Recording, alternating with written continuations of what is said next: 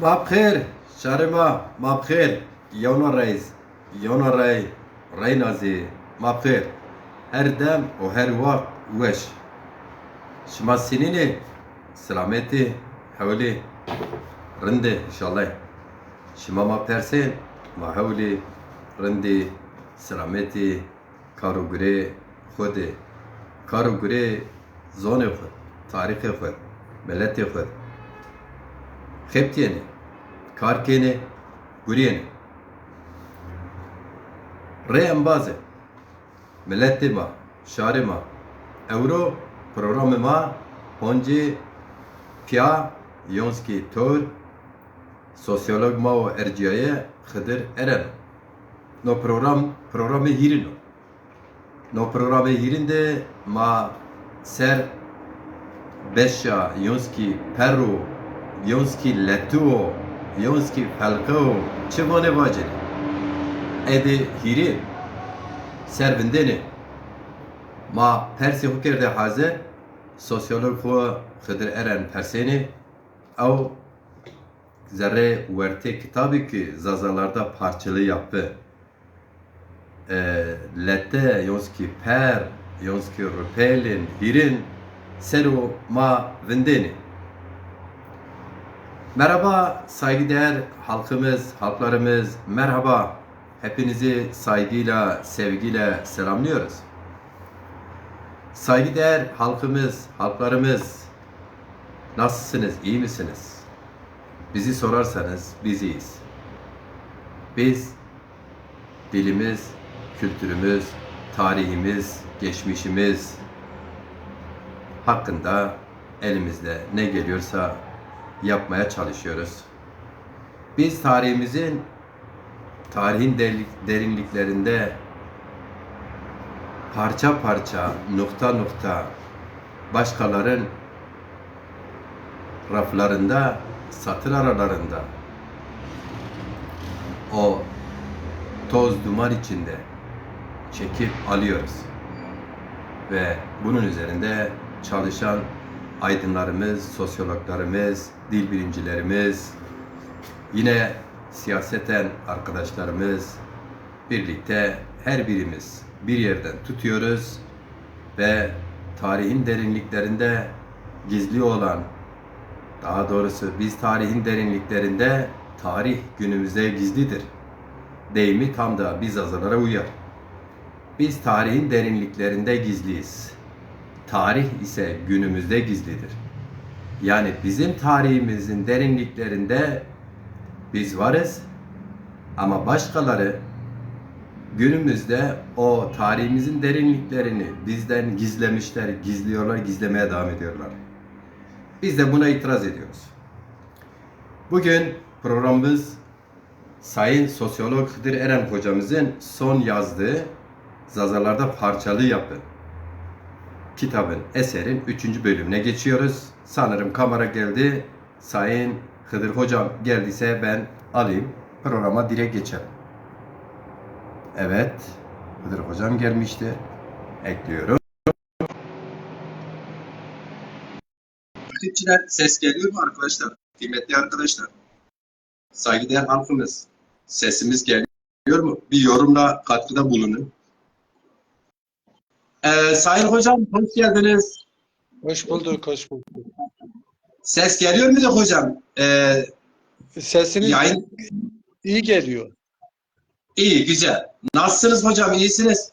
Sağ olun, teşekkür ederim. Siz de iyisiniz. İyi, sağ ol hocam. Sağlığınız iyiyiz. Çabalıyoruz, çalışıyoruz. Girişte söylediğim gibi mücadele ediyoruz hocam. En azından yaşadığımız süre içerisinde görevlerimizi, sorumluluklarımızı yerine getirelim. Kim ne demiş, ne diyecek? Biz yarınımızı, tabii ki halkımızın yarınlarını görmek isteriz. Onu hissediyoruz, görüyoruz da. Ama önemli olan toplum olarak, bir bütün olarak bu parçalı yapı bunu görmesi. Bunu görebilmeleri için de elimizden geleni yapıyoruz hocam. Sayın hocam, biz isterseniz yayınımıza geçelim. Olabilir. Hocam geçen bölümlerin ilkinde biz coğrafya, nüfus ve isimlendirme üzerinde konuştuk.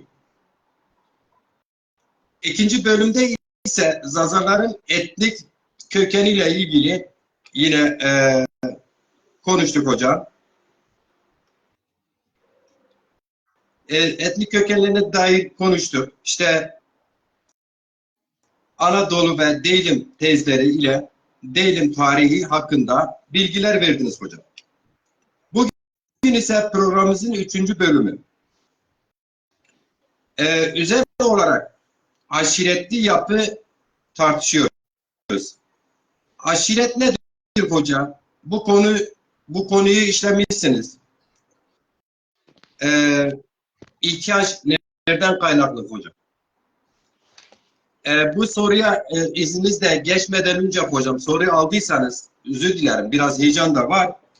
Geçen bölümde, 2. bölümde Zaza Zend devletinden bahsettiniz. Bir de Büvey devleti var. Orada kısmen bir özet yapma arzunuz varsa sorular da vardı geçen bölümde. Evet. Buyurunuz hocam. Yani şunu anlatmaya çalışmıştım. Deylem'de, yani Horasan bölgesi dediğimiz o Deylem'de, şimdiki Gilan bölgesinde daha Emeviler döneminde Zazaların orada bir devlet kurduğunu, bu devletin Alevi inanç temeline dayalı bir devlet olduğunu, bu devletin özellikle Emevi iktidarının sarsılmasında Zeydi devletinden bahsediyorum. Evet. Önemli roller üstlendiğini, hatta Abbasi Ümevi ailesi arasındaki mücadelede Abbasi saflarında birçok Deylemlinin yer alışının ana sebebinin de bu Zeydi devleti olduğu, ardından Abbasiler döneminde de bunun Büvehi devletine dönüştüğünü, Büvehi devletinde Zazaların sınırlarını oldukça genişlettiklerini, Büveyi devletinin de özellikle Selçuklular ve Abbasilerin ittifakı sonrasında yıkıldığını anlatmaya çalışmıştım. Onları konuşmuştum. Zannedersem onu söylüyorsun. Aynen hocam. Aynen. Teşekkür ederim. Bunu açıklık getirdiğiniz için. Geçen bölüm 2. bölümdeki yayınımız biraz uzadı. Bir soru daha sonra fark ettim. Bugün dedim soracağım size. Sordum. Teşekkür ederim hocam. Ben teşekkür ettim. Bugünkü sorumuza gelince soruyu sordum. Tekrar etmem ihtiyaç var mı hocam? Yok, not aldım. Aşiret özellikle nedir diye. Çünkü Evet. 3. bölümümüz, evet, kitabın 3. bölümü tamamen aşiretli yapıya ayrılmış.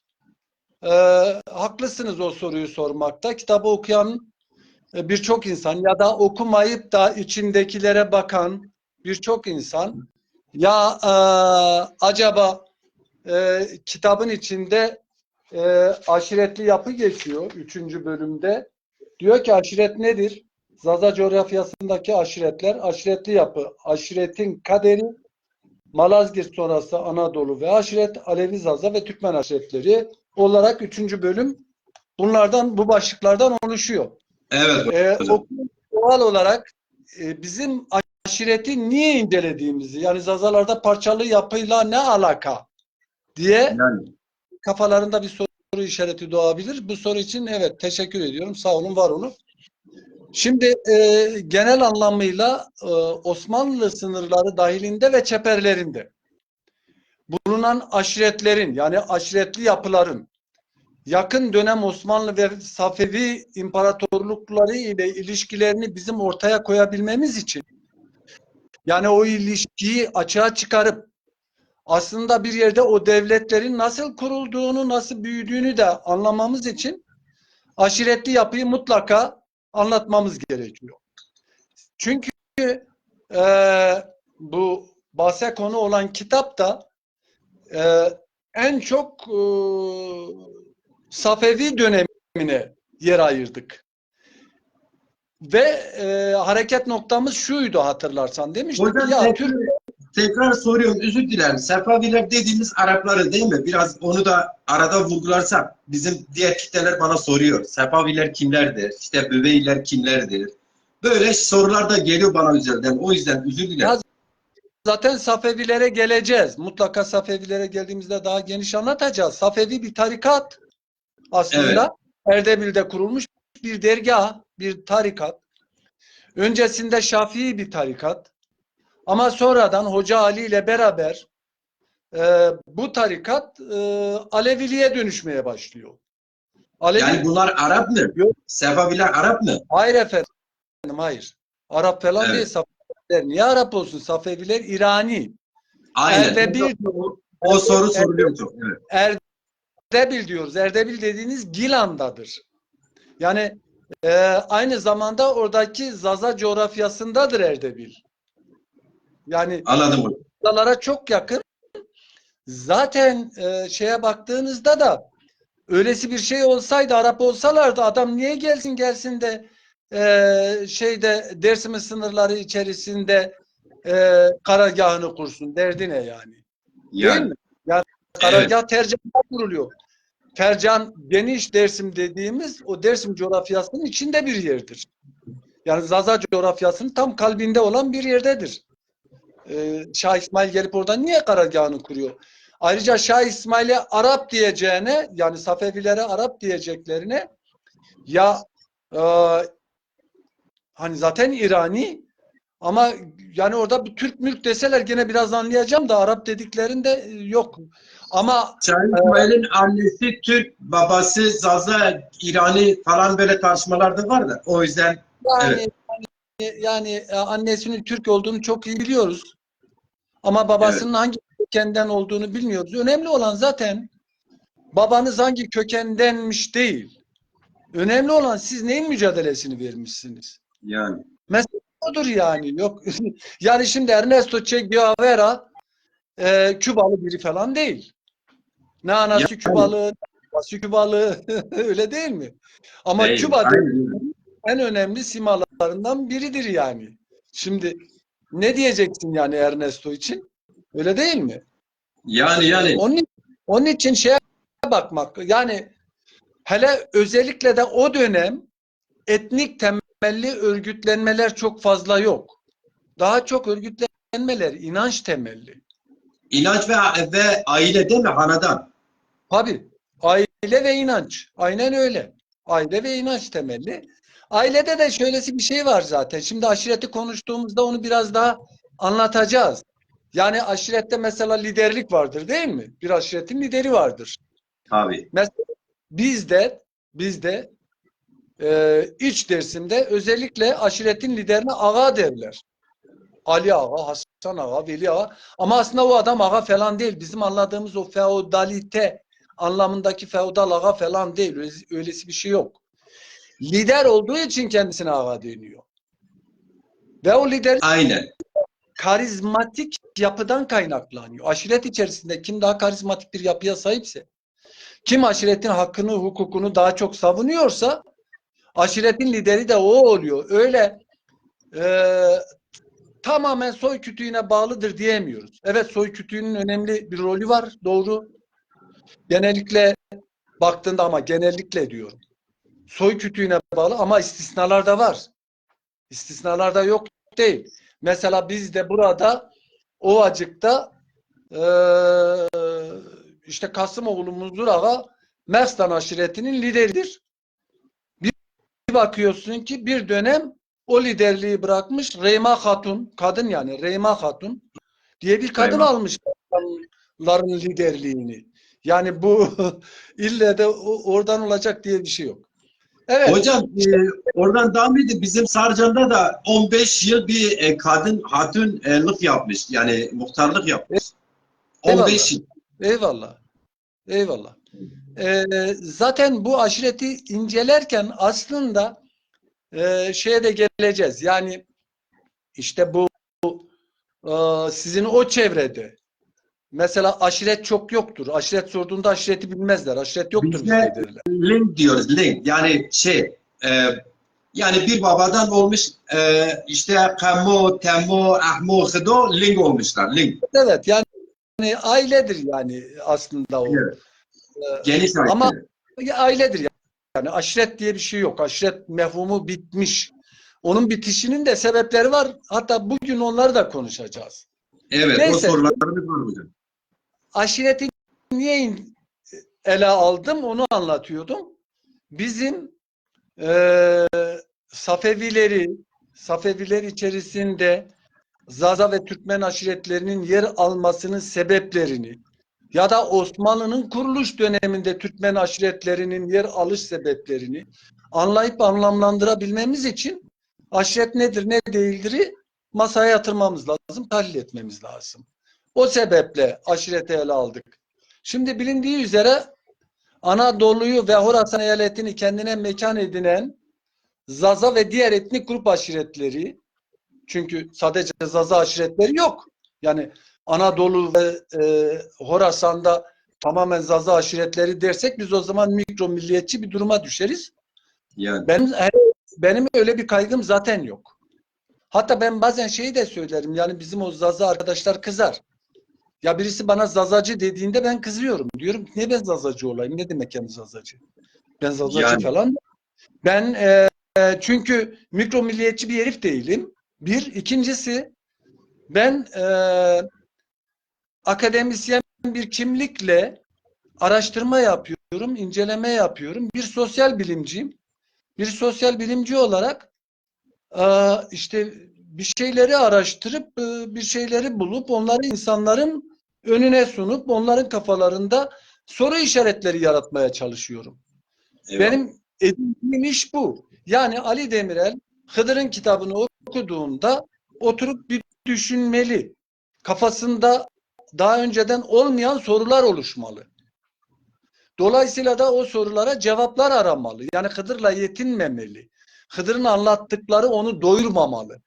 Zaten akademik çalışmaların başarısı ona bağlıdır.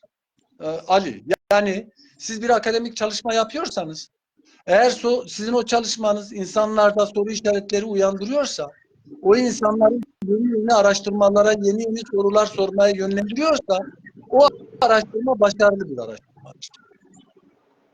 Ama biri sizin Evet. araştırmanızı okuyor, siz her şeyi anlatmışsınız, bitirmişsiniz. Çünkü adamda o zaman hiçbir soru işareti de kalmayacak. Adam her şeyi senden öğrenmiş olacak. Zaten böyle bir çalışma aslında mümkün değil. Öyleyse o biraz fasafiso bir çalışma olur. Yani işkembe-i kübradan sallanmışsındır. Bu budur, şu şudur demişsindir, bitirmişsindir. Öyle değil. Bizim yaptığımız çalışmalar tamamen insanları düşünmeye yönlendiren çalışmalardır. İnsanlar benim kitabı da alınca ben bu kitabı alacağım. Ben bu kitabı biraz küçük yazdım. Senin eline geçti, bakmışsın, okumuşsun ki sorular soruyorsun. Normalde bir cep kitapçılığı hüviyetindedir bu. Gerçekten Yani öyledir hocam. benim derdim özellikle bizim kendi tarihimizi bilmeyen arkadaşlarımız kendi tarihimizden biraz daha haberdar olsunlar. Yoksa tarihimizin tamamını ben anlatmış falan değilim. Yok öylesi bir şey. Tarihimizden her şeyi de yani mesela nereye alıyorum? İşte İslamiyet'ten bu yanayı alıyorum esas olarak. İslamiyet'ten bu yanayı her şeyi yazıyor muyum? Yok. Yok. Öyle bir şey yok. Öyle bir iddiam da yok. Belli şeyler yazıyorum. Belli şeylerde de soru işaretleri uyandırıyor. Evet, bu girizgahtan sonra konumuza dönelim istersen. Evet Şimdi hocam.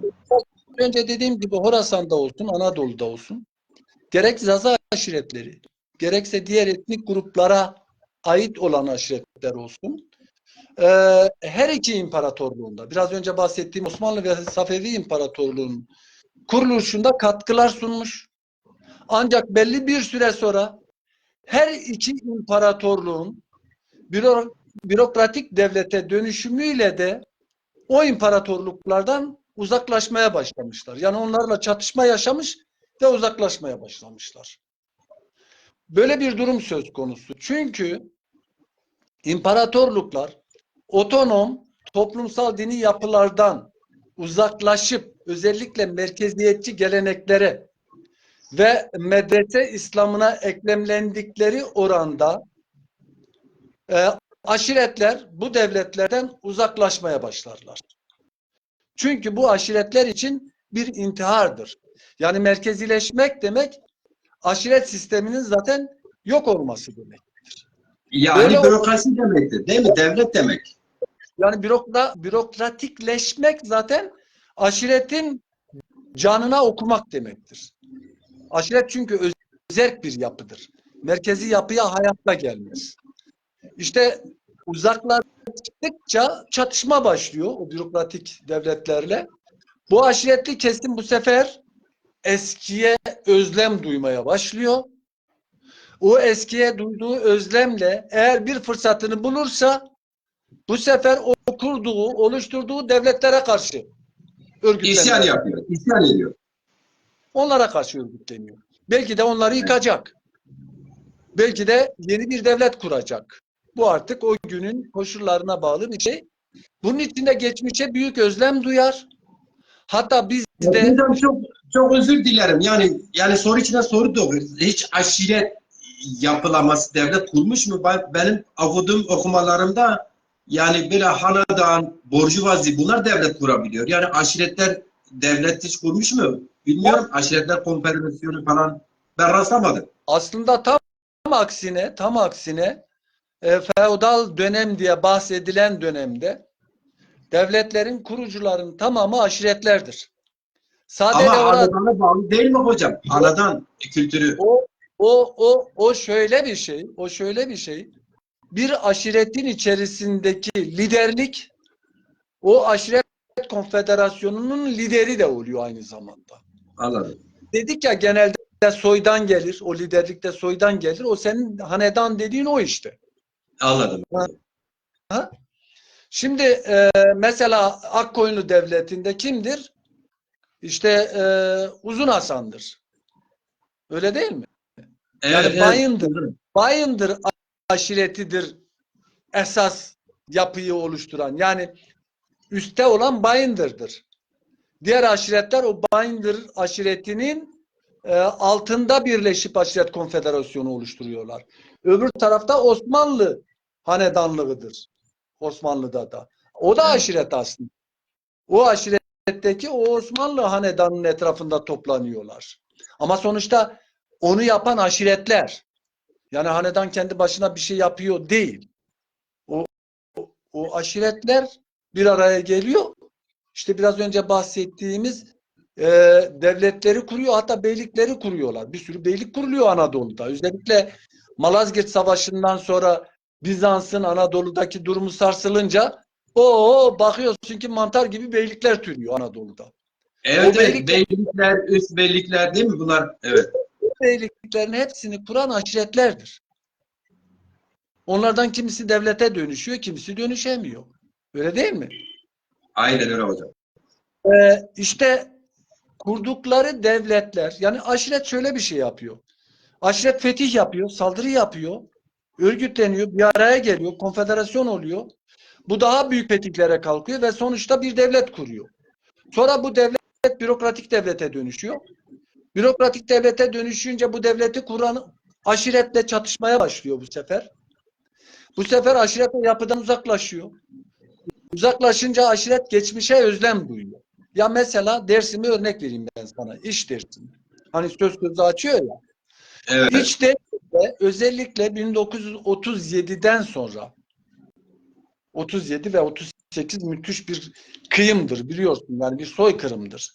Biz ona tertele deriz kendi dilimizde. Kendi dilimizde. Şimdi evet o terteleden sonra aşiretli kesim dalı budağı budanır. Aşiretli kesimin artık sözü geçmez olur. Dersim'de siyaseti belirleyen aşiretlerdi.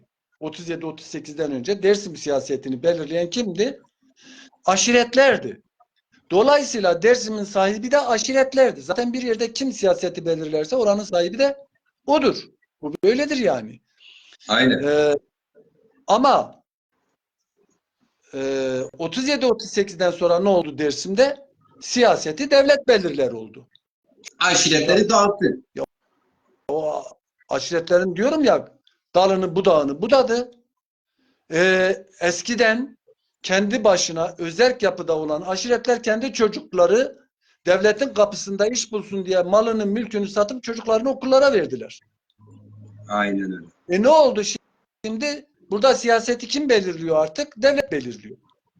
Böyle de olunca diyelim ki benle sen bir çatışma yaşadık ya da senin tavrın benim hoşuma gitmedi.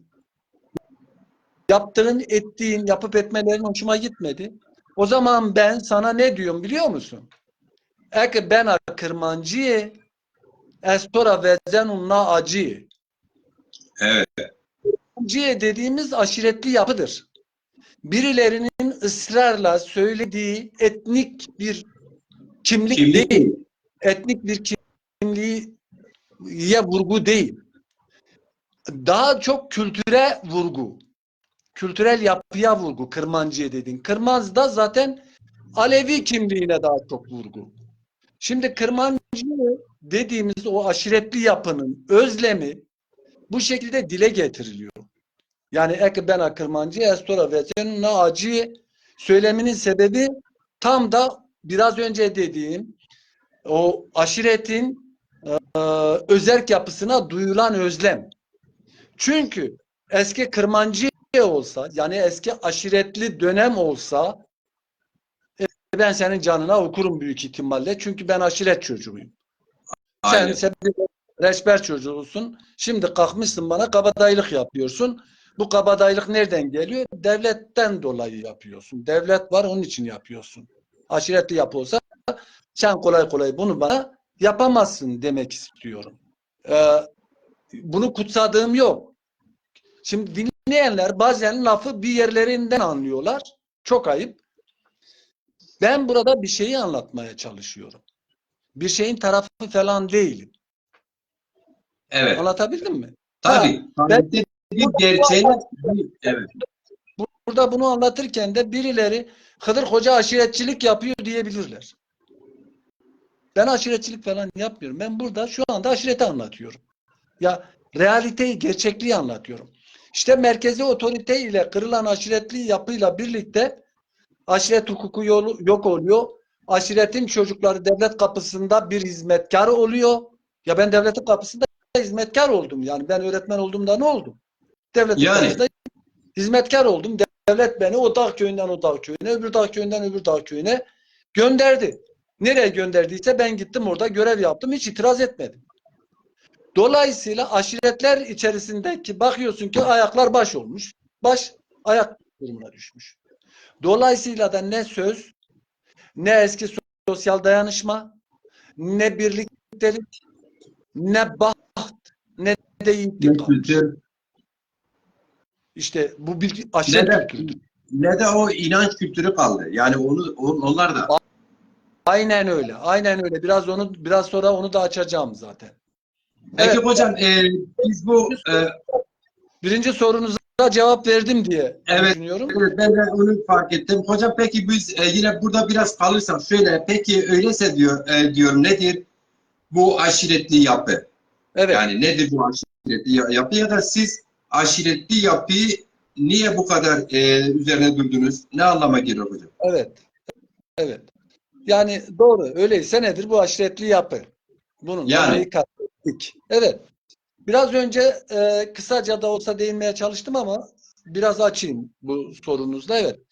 Aşiretli yapı bir nevi kırsal öz yönetimdir.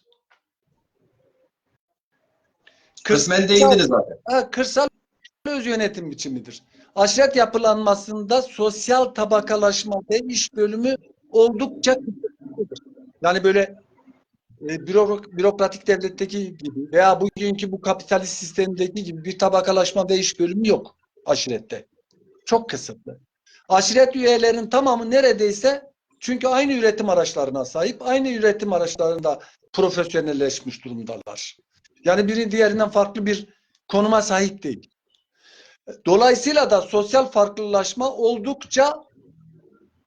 açısı oldukça dar. O sosyal farklılaşmanın. Kültür ve ideolojik bağlamda aşiret üyeleri arasında bir farklılaşma görmeniz çok çok böyle istisnai olur. Yani yok denecek kadar azdır. Tek bir sosyal tabakalaşma var diyebiliriz. O da aşiret liderliğinin ortaya çıkışıyla ilgilidir. Aşiret liderliği de ne dedik? Lider ortaya çıktığında lider karizmatik biridir. Karizmatik bir yapıya sahiptir. Dolayısıyla aşiret lideri olur. İşte onun ailesi ve çevresindeki ne diyeyim, yoldaşları diyeyim. Çevresindeki yoldaşlarıyla birlikte o bir aristokrati oluşturur. Yani aşiret aristokrasisi oluşturur. Yani aşiret içinde bir üst sınıftır. Bir üst tabaka, üst sınıf.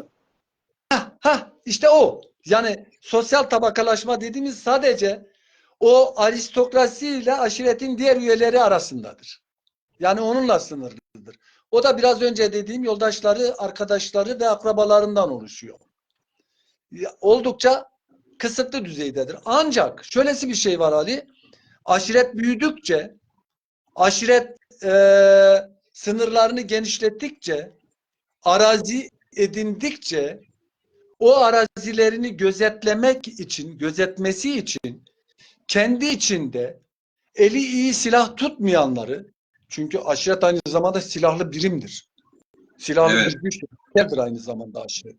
Askeri bir birimdir aynı zamanda. Dedik ya işte aşiretler devlet kuruyor. Aşiret nasıl devlet kuracak? Elindeki silahla kuracak. Geçmişte kılıçla, kalkanla, işte yakın tarihte de tüfekle, mavzerle.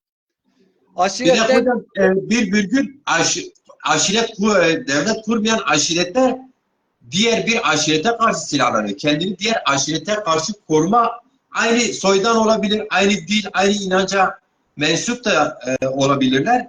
Bir de böyle bir yapı vardı. Ben kendim bile rastladım o çocukluk yaşlarımızda. Daha sonra bize mesela aşiret kalkmıştı. Köy sınırları üzerinde kavga yapılıyordu. Benim yaylam, benim köyüm, benim köy sınırım. Böyle. tabii. Şimdi şöylesi bir şey. Biraz önce dedim ya, her bir aşiret özerk bir yapı. Her bir aşiret aynı zamanda silahlı bir birim. Her bir aşiretin aynı zamanda fetih hareketleri vardır. Yani biz ona kol deriz. Şu kol gredos sonu zırm ceno deriz. Hani gidip kendi vergisini alıp gelecek. Çünkü zırm Arapça cürümden gelir ve vergidir. Kellepur başka şeydir. Zırm başka bir şeydir. Kellepur genellikle bir aşiretin diğer aşiretin malını gidip vurup getirmesidir. Senin biraz önce dediğin aşiretler arası çatışmadır. Evet. Zırm ise aşiretin gidip e, gözetmenliğini yaptığı köylerden vergi almasıdır. Bunlar Teri genel Greto. ya Türk köyleridir ya Kürt Mavate köyleridir. Magirme Greto. Mazır meko greco. Sonumuza mekocuyum. Şimdi Rast. aşiret büyüdükçe işte bu fethi hareketleri, yani zırm hareketleri, kol hareketleri yaygınlaştıkça aşiretin toprakları da genişliyor. Ele geçirdiği topraklar üzerinde bulunan köylüleri kendine aynı zamanda yarıcı olarak çalıştırıyor. Çünkü onun elinde kara saban var, çapa var, kürek var. Aşiretin elinde silah var. Ne Yani. yapacak o köylü? O aşirete bağımlı hale gelecek. Onun için tarımsal üretim yapacak. Şimdi aşiretin toprakları genişleyince de bu sefer aşiret ne yapıyor? Kendi içerisinde fethi hareketlerine katılamayacak durumda olan aileleri o köylere oradaki tarımsal üretimi gözetmek üzerine yerleştiriyor. Bir Aynen. tabakalaşma da, bir sosyal tabakalaşma da burada oluşmaya başlıyor işte. Mesela bizde bunun örneği vardır Ovacık'ta. Örneğin bizde, yani benim hemen komşu köyüm Ade var. Ada, Türkçe'de Ada diyorlar. Deva Ade, Deva Zerange benim kendi köyüm. Bizim yakında bir mahalle var Ferkum. İşte üst tarafımızda Ziyaret köyü. O göze vardı, sen gelmiştin, Muzdur Gözesi. Evet, evet. O köy, onun üst tarafında Ezipıkar diye bir köy var. İşte Merstanlar kendi aşiret birimlerinden bazı köylüleri getirip buralara yerleştiriyorlar. Yani bakıyorsun Ferhatanlı buraya yerleşmiş, Hulukanlı buraya yerleşmiş, Asikanlı buraya yerleşmiş. Bunların buraya yerleşmesinin sebebi, bakıyorsun ki o da buradaki köylü gibi o da üretime katılmış. Aynı zamanda da aşiretin topraklarını gözetliyor işte. Temel şeyi o. Yani yerleştirilme sebebi esas da bu. Biraz önce belirttiğim gibi aşiret akrabalık bağına öncelik veriyor. Aşirette akrabalık bağı bayağı önemli. Ama şöyle anlaşılmasın. Akrabalık sadece kan bağıyla bağlı olan anlamında değil.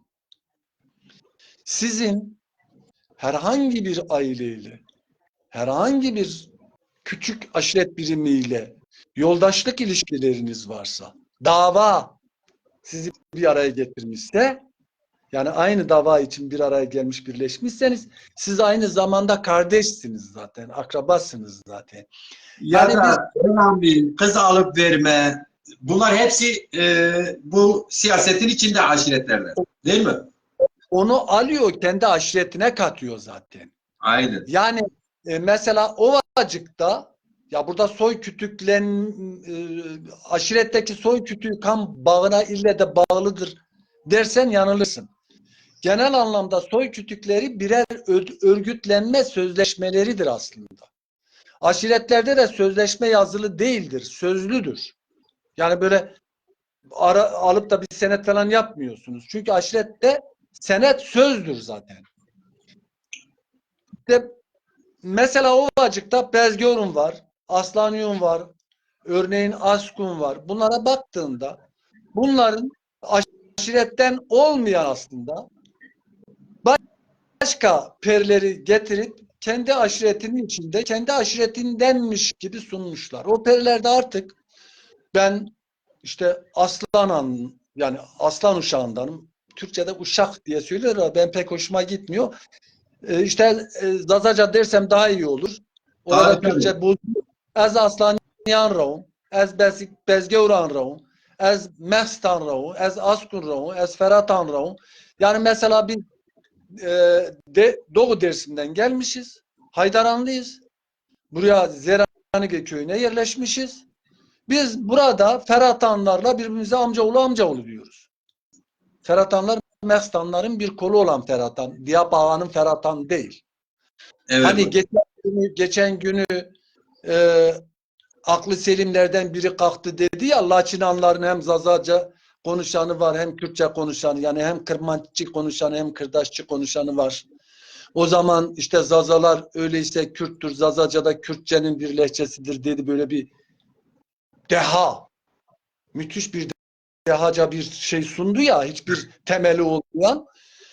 Yani şimdi biz oradan geldik, burada bunlarla birbirimize amcaoğlu dedik diye biz aslında Feratanlı falan değiliz. Biz Haydaranlıyız. Buradaki Feratanlarda Diyarbakır'ın Feratanlarıyla bir alakası yok. Buradaki Mestanların bir kolu. Oradaki başlı başına bir aşiret. Yani bunları karıştırmamak lazım. İnsanlar bilgi sahibi olmadan fikir sahibi oluyor. Bu da araştırmamazlıktan kaynaklanıyor, tembellikten kaynaklanıyor. Ben hep onu söylüyorum. Diyorum ki arkadaşlar, ne olursunuz odanızın penceresinden sadece dünyaya bakmayın. Şu kapıyı açın, dışarı çıkın, evin etrafını önce gezin, sonra köyünüzü dolaşın, sonra çevreyi dolaşın, biraz dünyayı görün yani. Bir pencereden bakmayın yani. Bir Hocam pencereden ben bak. bazı hocalarımızı tenzih ederek söylüyorum. Benim babam ilkokul mezunu. Tamam, ilkokul mezunu olabilirsiniz ama hayat biliyorsunuz bir okuldur. Sonuna kadar okursunuz, araştırırsınız, incelersiniz, dünyayı tanırsınız. Ama ilkokul mezunusunuz, ondan sonra da artık alfabenin A kısmını açıkta bakmamışsınız. Ben direkt kendi babam üzerinde söylüyorum. Diyor ki bana da demişti, geçmişte bana demişti. Ya Ali oğlum, bak bizim aşiretin baba tarafı Bekiran'dır. Bekiranlar Zazadır. Ama bizim bazı derzalarımız şimdi gitmiş Muş Ovası'nda, onlar tek kelime Zazaca bilmiyor. Demek ki biz hem Zazayız hem Kürdüz çıkarımını yapıyordu burada. Ben dedim hayır baba, öyle değil. Zaten 1500 yıllardan bu yana, biraz sonra oraya geleceğiz, son sorum odur. Biz medrese eğitimidir, işte kendimizin öz koruma olarak öz savunma dediğimiz mahalle baskısı, ben hani şimdi nasıl Türkçe bilsem, çocuğum Türkçe bilse okulda işte dışlanmaz, şu olur bu olur diyen anneler var ya, kadınlarımız var ya, böyle bir doğal bir kültürel hegemonya kimin elindeyse o bölgeye göre. Üç beyler bunu da onlardaydı. Dolayısıyla bu bizim Kürt dezalarımız, yani bu akraba İrani halk grubu olan bu akrabalarımız bizden onlara giderler, onların içinde sürekli içerisinde zaten hakim olan bir kültür orada kurmancıyı öğrenirken Zazacı'yı unutmuş. Tersine onlardan da bize gelip de Zazalaşanlar var. Demiştim öyle mi? Öyledir dedim. Yani bazı aydınlarımız bakıyorsun son derece okumuş, e, defteri var, ehliyeti var Avrupa'da ya da Türkiye'de ama bakıyorsun benim dedem diyor şöyle demiş. Dedesi sanki coğrafyacı, dedesi sanki bilim insanı, sanki araştırmacı, sanki arkeolog, sanki akademisyen, sanki dil bilimcisi. Anlatabiliyor muyum hocam? Yani özür dilerim. Ben bu sorunun cevabını aldım ama şöyle üçüncü bir soruya geçelim mi izni varsa eğer bu ikinci soruyla ilgili bir şey yoksa. Biraz daha aşirete az bir şey daha anlatayım ondan sonra istersen. Çünkü yine aşiret var ama tamam. Siz evet. Yarım kalsın istemiyorum. Şimdi Evet biraz hocam. önce dediğim gibi soy kütüğü aşiretin politikasının teorisinin dayanağı olduğu için aşiret lideri bu teorinin tam odak noktasını oluşturuyor. Onun görevi önce birinci olarak aşiret ekonomisini örgütlemek. Bunun için ne yapıyor? Fetihler düzenliyor. Fetih dediğim biraz önce dediğim zırh. Yani aşirete gelir sağlayıcı hareketler düzenliyor. İkincisi aşiret içerisindeki anlaşmazlıkları o çözüyor. Özellikle Alevi aşiretlerde buna bize dedelik kurumu var. Yani Evet. aşiretin tek başına onu çözmüyor, dedelik kurumuyla beraber çözüyor. Üçüncü olarak da diğer aşiretler hatta bazen devletler nezdinde aşireti temsil ediyor. Aşiretin lideri. Aynen. Aşiret gücünü aşiret üyelerinin ortak çıkarını hani koruyor, kolluyor ya. Orada işte bu üç iş ve işlemi ne kadar büyük oranda yerine getirebiliyorsa gücü o kadar artıyor. Hatta aşiret o kadar büyüyor. Aşiretler bazen çok büyür, bazen küçülür. Eğer dıştan bir saldırıyı hissederlerse aşiretler bir araya gelir, güç birliği ederler. Yani birçok aşiret bir araya gelir, güç birliği yapabilir. Hatta bazen dış saldırılar karşısında tam tersini de yapabilir. Aşiret birdenbire küçülür, böyle bölünmelere de uğrar. Bunun sebebi de topyekün yok olmaya karşı bir önlem almak. Aşiret Bir örgütü çeşit savunma, bir çeşit öz savunma. yani dinamik bir süreç içeriyor. Zayıflayıp yok da olabilir. Çok büyüyüp zenginleşebilir. Yani bu aşiretin karakteri böyledir. Aşiret yönetimi ile bürokratik devlet yönetimi arasında temel ayrım sözlü kültür ile yazılı kültür temelinde ortaya çıkıyor. Aşirette asıl olan sözlü kültür, bürokratik devlette asıl olan yazılı kültürdür. Yani söz uçar, yazı kalır. Bu bürokratik devleti de en iyi açıklayan Max Weber'dir. Ya Max Weber diye bir sosyolog vardır. Onun bürokrasi üzerine kalınca bir kitabı vardır. Güzel bir çalışmadır. Ben bütün arkadaşlara onu okumalarını öneriyorum. Bürokrasinin dayandığı temel argüman aşirette olmayan biraz önce dediğimiz yazılı kayıtlardır. Yazı daha soyuttur, daha kişiselleşmiş sistemlerin gelişmesine katkı sunar. Aşiretli yapıdaki yemin, onur, şeref, haysiyet gibi kavramlar bürokratik devlette yoktur abi. Bürokratik devlet öylesi bir şeye bakmaz. Bürokratik devlet akşam bir şey söyler, sabah tam onun tersini yapar. Yani böyle Yani abondone olursun, şaşar kalırsın. Ama aşirette öyle değildir. Aşiret bugün bir söz vermişse o sözün arkasında durur. karşı Örneğin Dersim, taraf ihlal etmeyene kadar o sözün arkasındadır. tabi Dersim aşiretleri biliyorsunuz hepiniz. Muzur kıyısında bir araya gelirler. 37'de. Sağ sure seru pers tane jübini. Bilirsiniz bunu değil mi? Kırmızı elma üzerinde mi söz veriyorlar? Kırmızı elma Orada üzerinde kırmızı birbirine elmanın hikayesine az bir değinirseniz kırmızı elmanın hikayesi ne? bu ben kırmızı elmayı söyleyince muhtemelen Türk milliyetçileri oradan atlayacaktır hemen. O yüzden diyorum. Yani öylesi bir şey değil. Kırmızı elma sadece sende bir kutsiyet arz etmiyor demek ki. Biliyorsun Anladım. elmayla cennetin bir ilişkisi de vardır aynı zamanda. Öyle değil Aynen. mi? Bir de Yani itaatsizlik var. İtaatsizlik var. Elma yiyen itaatsizlik yani yapmış. o zaman kalkıp Hazreti Adem Zaza'ydı ya da Hazreti Adem Türktü diyecek halimiz yok değil mi? Aha. Yani. Evet. Ama söylemek istediğim şey şu. Yani aşirette söz çok önemlidir. Sözün bir kutsiyeti vardır. Sözün bir değeri vardır. Sözlü iletişim yüz yüzedir. Yüz yüze iletişimdir. İnsanları gruplar halinde birleştirir. Toplumla kaynaştırır. Çünkü sözün gerçekten kutsiyeti çok fazladır.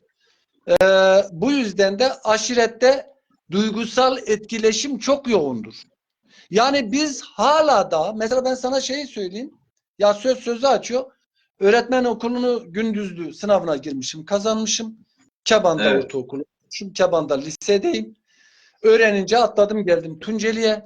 Yani Mamiki'ye, merkeze, Dersim'e, merkeze. Biz oraya Mamiki diyoruz. Mamiki'ye geldim. Öğretmen okulu var Mamiki'de. Ev kiralayacağım. Cebimde 5 kuruş yok. Munzur Palace diye bir otel var. Sahibinin Haydaranlı olduğunu biliyorum. Gittim onun yanına. Ali abi işte ben geldim böyle böyle. Hemen odanın birini boşalttı adam. Otelin odasının birini. Bir de masa sandalye koydu. Eskiden otel odalarında masa sandalye yoktu. 3 Evet. kişilikse 3 tane yatak vardı sadece. Adam 2 yataklı bir odayı boşalttı. Bir yatak bıraktı. Bir de masa sandalye koydu bana.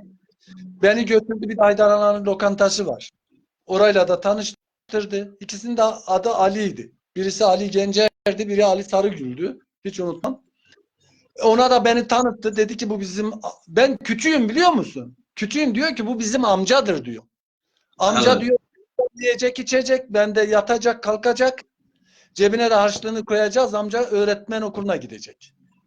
Hakikaten öyle oldu. Ben 2 ay Maşallah orada, ne güzelmiş. Hocam şimdi dersime gitsen aç kalırsın, dışarıda kalırsın. hayır bahsettiğim şu.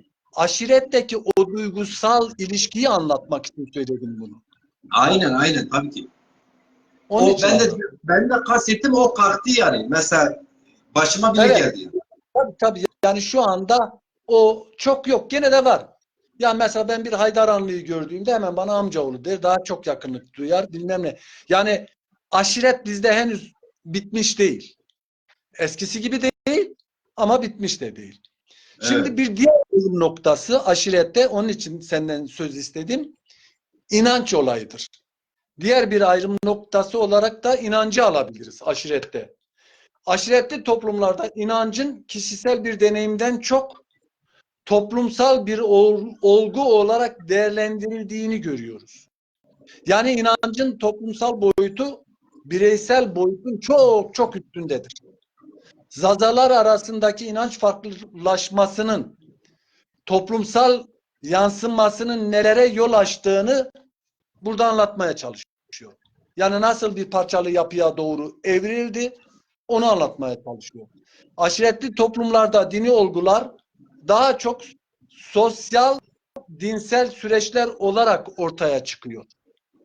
Fransız sosyolog Emile Durkheim diye biri vardır. Onu okuduğunuzda görürsünüz. Diyor ki bir inanç bir kere ortaya çıktığında ve toplumsal bir olgu haline geldiğinde o artık tüm toplumu kuşatır.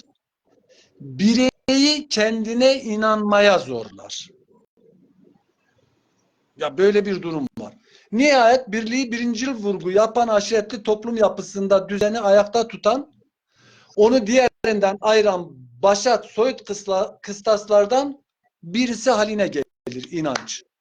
İşte birçok arkadaşın anlayamadığı, özellikle Güneyli Zazaların ve merkezdeki Zazaların aydınlarının anlayamadığı şey, İş Desim'de kendini diğer Zazalardan ayırmak için kullanıla gelen makırmacime sözüyle Gımgım'da yani Varto tarafında yani Varto, Hınıs, Tekman daha çok o hatta kullanılan şarema tanımlamalarını anlayamıyorlar. İşte bu e, topluma egemen olan inanç yapısından kaynaklanıyor.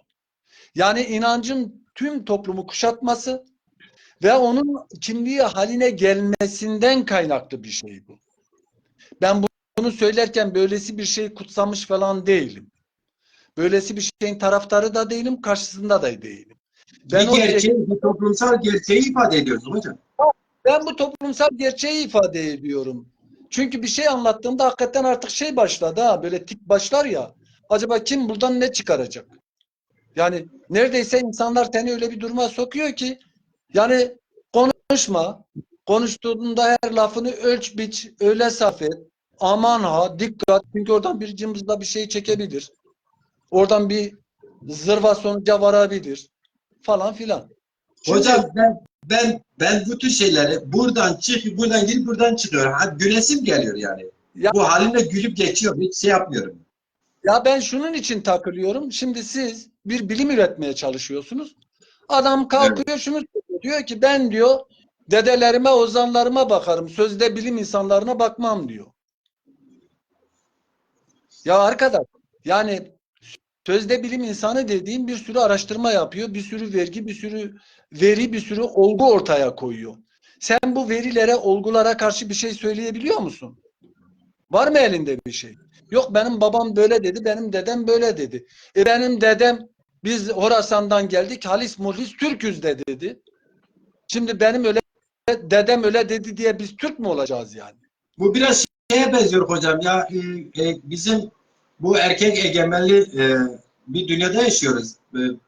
Bazı erkekler eşlerini döver, eşi naz eder, trip yapar, babasının evine gider 2 gün kalır. Annesiyle babası der ki kızım eşindir, erkektir, döver de sever de git evine. Şimdi ben şunu söylemeye çalışıyorum Ali. E, Dedelerimiz, atalarımız elbette bir şey söylemiştir. Mesela biz Horasan'dan geldik, halis muhlis Türküz lafına bile ben kızmıyorum. Yani bunu kızdığım için söylemedim ha. Biraz önce bunu söylerken bu lafa kızdığım falan kesinlikle anlaşılmasın. Ben o laf niye söyleniyor? Bir sosyolog olarak onu araştırıp bulmaya çalışıyorum. Niçin söyleniyor? Benim için o önemli. O söylenen söz önemli. Ama Yani o söylendi diye aha biz Türk'üz demem ben. Ben onu araştırırım. İncelemeye tabii tutarım. Hangi sayıklarla söylendi? Neye dayanılarak söylendi? Bununla ne kastedildi? Ben ona bakarım. Yani biraz önce dediğim işte makırmancı mı demesinin sebebi o inanç kaynaklı. Çünkü Abdülhamit getiriyor, Kürtleri bu bölgeye yerleştiriyor. Buradaki Kürtler, getirilen Kürtler buradaki Zazaları hem asimile etsin hem Zazalar arasında bir tampon bölge oluştursun istiyor. E, Bir yerde aslında emeline eriyor, o tampon bölge oluşuyor. Evet güzel. Ama buradakileri e, kendi istediği doğrultuda asimile edemiyor. Ama bir noktada başarıyor. Çünkü onlar kendine kurmaz diyor. Onlar da Alevileştiği için bizimkiler de onlara bakıyor. Ha Alevilik demek kırmanç. Ondan sonra başlıyor kendine ben kırmancım demeye. Çünkü ben şunu irdelemek zorundayım. Buradaki aşiretlerin akrabaları buradan kalkıp başka yere gidiyor. Bundan 150-200 yıl önce. Buradan başka yere gidenlerin hiçbiri Kırmancıme demiyor. ama Madem hocam onun özür dilerim. Yani böyle bir gerçeklik de var yani. Güce tapma, güç zehirlemesi. Şimdi Kürt siyasi hareketi son yıllarda Zaza müstakil hareketi geliştikçe şunu demeye başladılar. Kadrolarına eğitim bile yapıyorlar. Zazalar bizim arki atalarımızdır. Aslında atalarımız Zazalardır. hatta Bununla da bir Zaza, hatta Zazaca'da saray dilidir. aynı sana değil mi atamızdır, bu atamızdır derken bir politika aslında öğretiyorlar. Yeni bir hamle yapıyorlar. Bizimkiler de buna hemen yatıyorlar. Gelmiyor mu böyle? Tabii yani şimdi biz gene kendi konumuza dönelim. Hani laf lafı açıyor konuşuyoruz evet. Tabii biraz da konuyla ilgili olduğu için konuşuyoruz da. Aynen İşte aynen. Çaldıran Savaşı sonrası yaşanan parçalanma nedeniyle yeniden toplumsallaşmaya, yani modernizmle birlikte, yani bu kapitalizmin gelişmesiyle birlikte, yani ulusçuluk fikirlerinin yayılmasıyla birlikte yeniden toplumsallaşma Zazalarda başlamıştır. Biraz önce senin dediğin gibi Zazalarda milli bir bilinç, hani geçen konuşmamızda dedim ya, milli şuur dersem bizim sol sosyalist kesim bozuluyor. Bilinç diyeyim. Evet, Milli evet. ortaya çıkmaya başlıyor. Gecikmeli ortaya çıktı. Çünkü e, Çaldıran'dan sonra parçalı bir yapı oluşmuştu. O parçalanmışlığın ortadan kalkması da öyle bir anlık bir şey değil. Kolay olmuyor. Evet hocam. Yine aşiretlerle ilgili burada bir ufak bölüm var. Bahsediyorsunuz hocam. Aşiret kaderi diye bir küçük bölümde vardır bu kitabınızda. E, Hocam aşiret bir kader midir yani? Burada bu küçük bölümde neye varmaya çalışıyor? Neyi anlatıyorsunuz hocam? Aşiretin Kaderi isimli bir bölümümüz var burada. Evet, Aşiretin kaderi, aşiret kaderdir değildir de aşiretin kaderi. O biraz önce aslında biraz değindim. İran evet, evet. Lapidus diye bir araştırmacının şöyle bir tespiti var aşiretle ilgili. Diyor ki, bir diyor, devletsiz ya da zayıf devletlerin olduğu bölgelerde aşiretler örgütlenirler diyor. Bir araya gelirler. Fetih hareketleri biçiminde örgütlenirler. Bu birinci aşama diyor aşiretler için. Aşiretlerin ikinci aşama dediği şey, fetih hareketi artık rutinleşiyor. Hani devlet oluşuyor ya ve devlete dönüşüyor. Üçüncü aşama dediği de devletlerin sınırları içinde veya dışında aşiret nüfusu ile kurumsallaşmış devlet arasında gerilimli bir ilişki başlıyor ve günden güne artarak derinleşen bir çelişki ortaya çıkıyor. Çünkü artık devlet bürokratik bir devlete dönüşmüştür. O aşiretin özellik yapısıyla çatışır hale gelmiştir. Şimdi birinci aşamada aşiretlerin bitmek bilmeyen akınları bir devlet bölgesinde kurulu olan mali ve idari sistemi sekteye uğratabilir. O devleti yıkabilir. Nihayetinde var olan devletin yıkımına sebep olup orada yeni bir devlet kurabilir. Bir bu var. Bu fetihçi ve talancı dediği o birinci döneme takabül edendir. İkinci aşamada bu aşiretler hani devleti kuruyor ya, Evet. fetih düzenek devleti kuruyor. Yani fetihçi hareketin rutinleşmiş devlete dönüşmesi sürecinde kurucu unsurlar dediğim o aşiret liderleri, onlar yönetici elite yabancılaşmaya başlıyorlar. Yani yönetici elit kendi aşiret tabanından uzaklaşarak bu sefer yerleşik kentli seçkinlerle ittifak oluşturuyor ve bürokratik bir devlete dönüşüyor. Örneğin bu Safavilerde şey dönemindedir.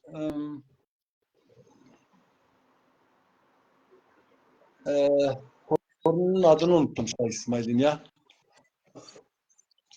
Ee, Şah Abbas mıydı? Yani Şah, şimdi Şah İsmail değil mi hocam? Şah İsmail'in torunlarından. Onun döneminde yani Evet. bürokratik devlete özellikle dönüş. Şeyde de Osmanlı'da da Fatih Sultan Mehmet döneminde bu bürokratik devlete dönüşüm oluyor ve aşiretli yapıyla çatışma başlıyor. Osmanlı'da özellikle buna en iyi örnek Şah Kulu ayaklanmasıdır.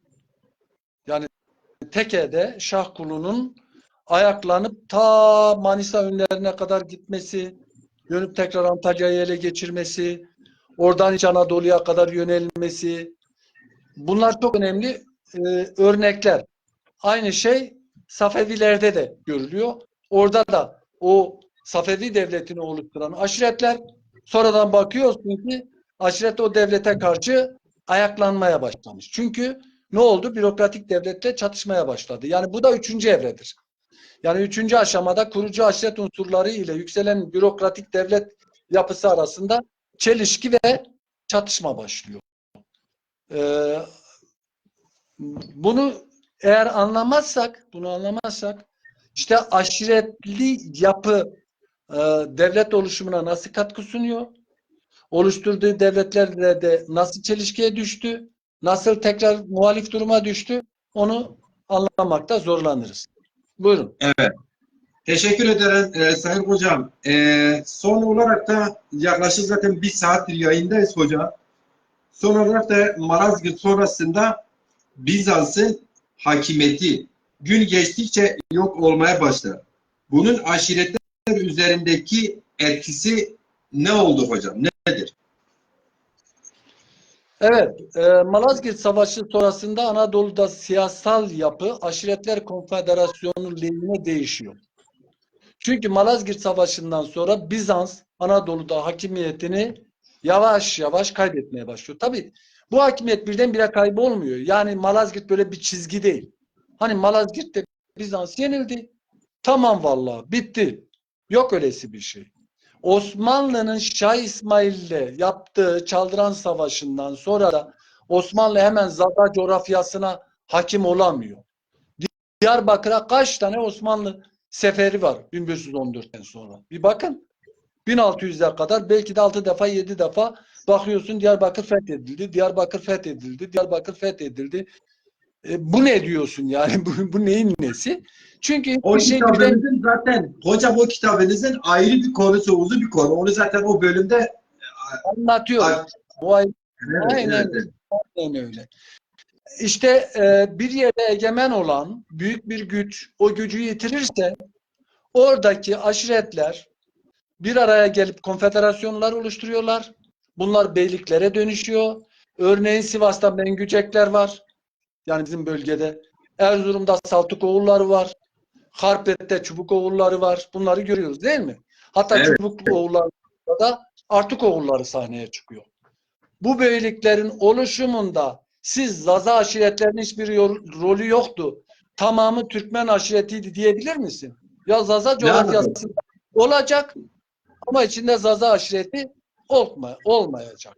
Ve bu mümkün bir şey değil.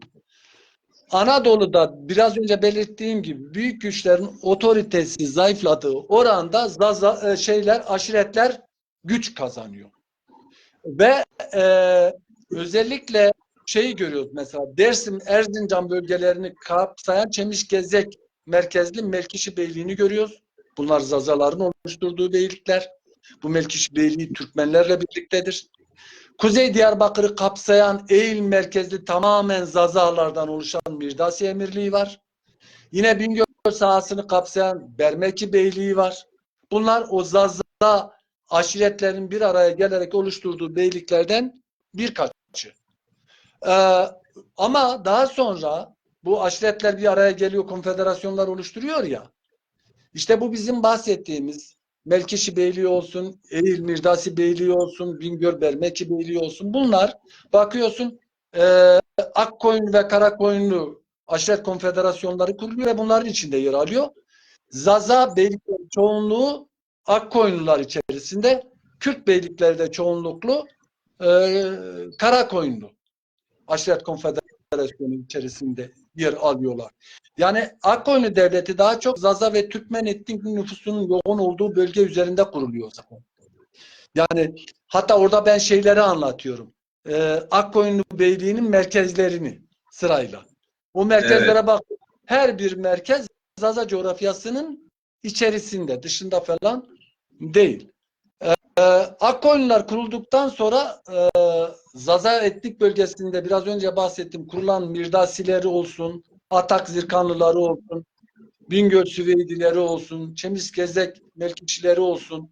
Bu Zaza emirlikleriyle Akkoyunluların çok ılımlı ilişkilerinin olduğunu görüyorsun. Hatta birbirine kız alıp veriyorlar.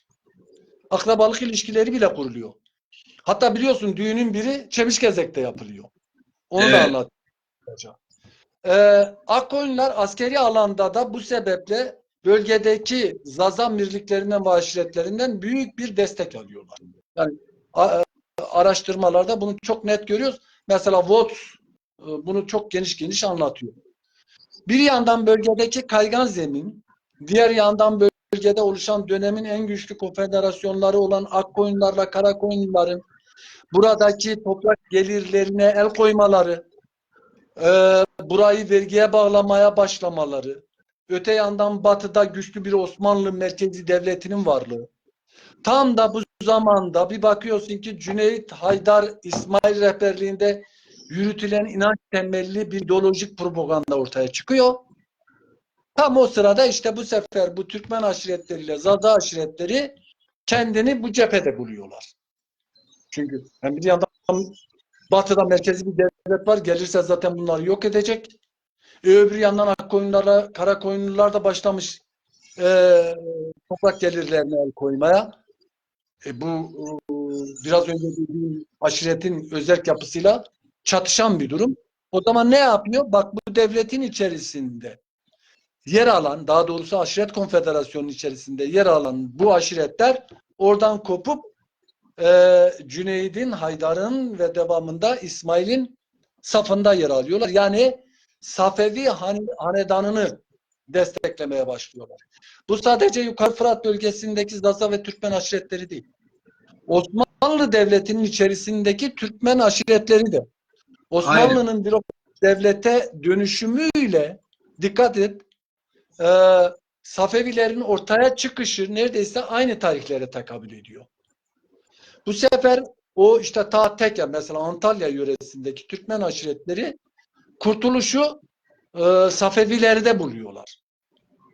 Dolayısıyla Safevi saflarına bakıyorsun ki Osmanlı saflarından akın akın aşiretler gidiyor.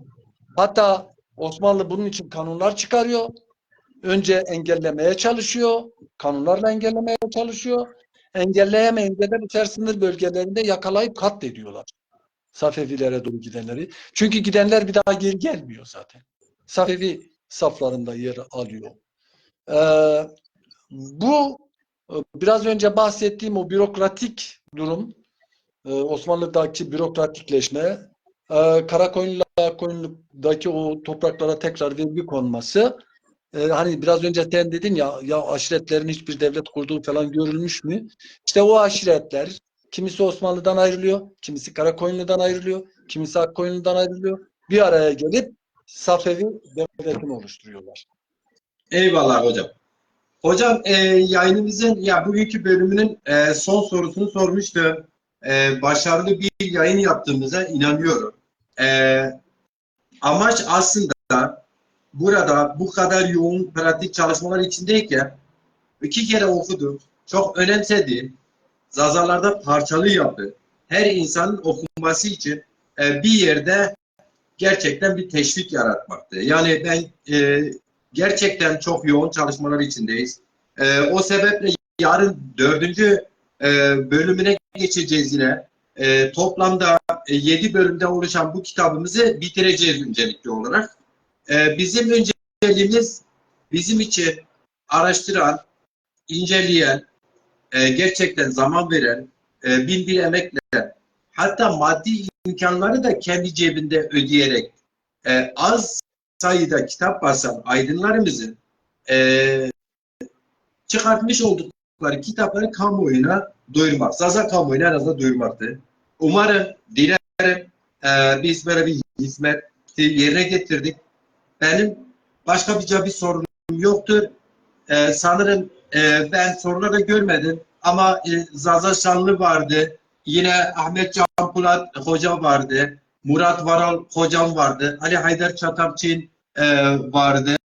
Ben sizi bölmemek için bu hocalarımıza merhaba etmedim. Ali Mahmutoğlu benim beldelim vardır. Ahmet Zaza Gündüz Bingöl'den vardır. Cihan Aydın Dersim'den vardı hocam. Bu kıymetli takip hocalarımız, değerlerimiz de vardı. Naciye Beyaztaş Diyarbakır'dan vardı. İlhami İsmail Baytemur şairlerimizden vardı. Selamları vardı. Zaza Ahmet Pamukçu, Mehmet Pamukçu vardı hocam. Zeki Peker Diyarbakır'dan vardı. Nurettin Akdağ var bizim belgeden. Bu Ali Altay Hoca vardı. Hıdır Belice Hoca vardı. Epey de bir takipçi var. Zerveş Teza var. Biz bu bizi izleyen, daha doğrusu takipçi demeyelim de, Fahri Pamukçu hocam vardı. Bizi dinleyen, sabırla dinleyen Zaza Pres vardı yine. Şimdi en azından isimlerini okuyayım. Yusuf Aydın vardı İstanbul'da. Yanlış olmazsam. Genel Başkanımız İlhami Dezapar Genel Başkanı İlhami Çağrıtekin vardı. İbrahim Özçelik Zaza Sarıcan Beldesi'nden bizi izliyordu. Ali Meymandar Avrupa'dan sanırım bizi izliyor. Bu arkadaşlarımıza Fatma Malkoç Ankara'dan, bana en az fiziki olarak şu an en yakın olan.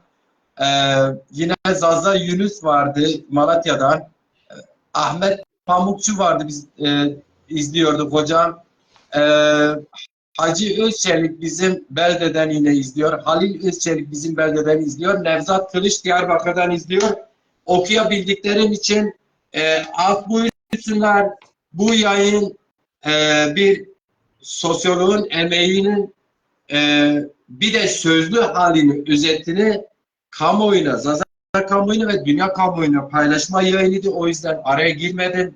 Sizi selamlayamadım. Şimdi fırsat oldu. İsimlerinizi, gördüklerimi okudum. Görmediğim varsa özür dilerim. Hocam son söz, bu programın son sözü sizin olsun. Programı kapatalım. Çok teşekkür ediyorum. Özellikle bizi sabırla izleyen arkadaşlara minnettarım. Eğer bir sürçülisan olduysa affola, öyle diyeyim. Ya biz araştırıyoruz, inceliyoruz, bulup buluşturmaya çalışıyoruz. Dediğim gibi şimdi bu mesele öyle de zor bir mesele ki bizim tarihimiz yazılmamış. Biz başkalarının yazdıklarının satır aralarından kendi tarihimize ait bir şeyler bulup ortaya çıkarmaya çalışıyoruz. Yani biraz böyle ince iş gibi bizimki. Onun için hatalarımız da olabilir, yanlışlarımız da olabilir. Zaten hep söylerim ben, sosyal bilimlerde kesinlik yoktur.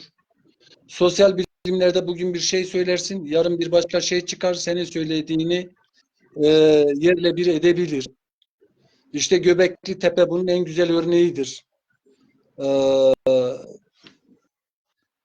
Onun için arkadaşlar, eğer zihinlerinde hakikaten bu konuşmamız sonrasında birkaç soru işareti oluşabilmişse ben kendimi başarılı sayıyorum.